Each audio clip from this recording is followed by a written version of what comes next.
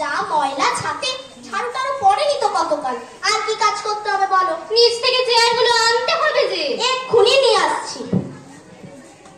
এই শোন, সন্টুকে একটা কবিতা বলতে দিলে ভালো হয়। ওর কিন্তু অনেক কবিতা মুখস্থ, কি ধরে যা পড়েছে এখনো ভোলেনি।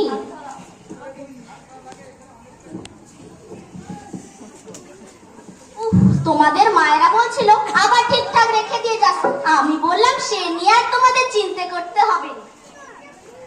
আর একবার জলে ছিটে দিয়ে ঝাড়ু মেরে দিলে হয়। এখানে বালি কিচমিচ করছে। আমরা সবাই রাজা, আমাদেরই রাজার রাজত্বে, নইলে মোদের রাজার সনে মিলব কি শর্তে। আমরা সবাই রাজা। এই নে লুচি আর হালুয়া, তোরা সকাল থেকে খাটাখাটনি করছিস বলে মা পাঠিয়ে দিল, সবাই খেয়ে নে। এই সন্টু, আমার গানটা বেশ গেয়ে দিচ্ছিস বল। এটা কি তোমার গান নাকি? ই তো রবীন্দ্রনাথ ঠাকুরের গান। কিন্তু এটা তো আমি গাইবো। তা গাও না, কে মানা করেছে? গাইলে কি গান ক্ষয়ে যাবে নাকি? ঠিকই তো, রবীন্দ্রনাথ তো সবাই। সন্টু, তোর গানের গলাটা তো বেশ ভালো, শিখলি কোথায়? ওই দিদিমণির কাছে। ও মা, আমি আবার তোকে গান শেখালাম কবে? হারমোনিয়াম কাছে রেখে বসিয়ে শেখাওনি, কিন্তু বলতে গেলে তুমিই শিখিয়েছো।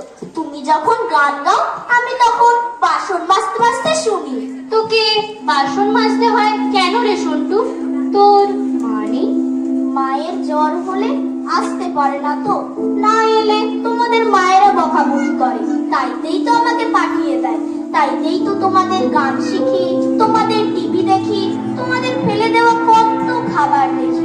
কত নষ্ট করো তোমরা, প্লেটের মধ্যে পড়ে থাকে কত খাবার, প্রতিদিন ঝাড়ু মেরে ফেলে দিই কত কাগজ। একদিন একটা কবিতা পেয়েছিলাম, পূজার সাজ, রবীন্দ্রনাথ ঠাকুর। ওটা তো আমার আগের স্কুলে ছিল, বেঙ্গলি মিডিয়াম ছেড়ে ইংলিশ মিডিয়ামে ভর্তি হলাম তো ওই বইটা আর লাগলো না। আর একটা কথা, তোমার মা যে ঘর মোছার জন্য যে গেঞ্জিটা দিয়েছিল, আমার বাবার তত ভালো গেঞ্জি নেই। কেন রে, তোর বাবা কি করে? করতো, বার্লি কলে কাজ করতো। এখন কারখানা বন্ধ, ঘরেই বসে থাকে। মাঝে